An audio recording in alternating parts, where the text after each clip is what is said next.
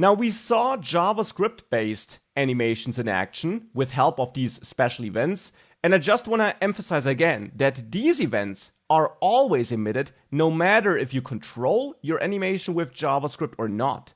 If you control it with CSS as we did before, those events are also emitted so that you can run any code you want.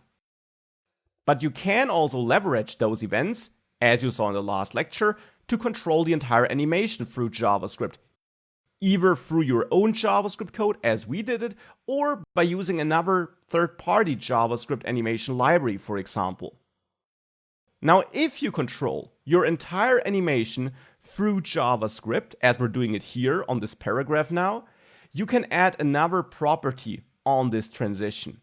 Instead of setting a name, which we don't need now, you can add the CSS prop and bind it to false. Now, what does this do?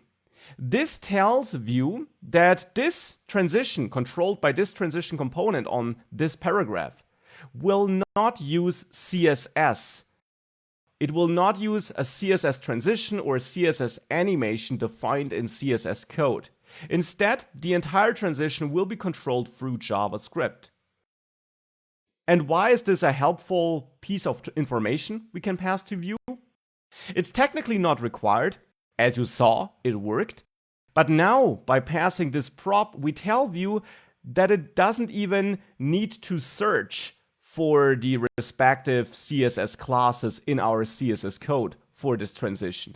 It doesn't even need to try to read the duration from our CSS code, because it won't find it, because we're not using CSS code.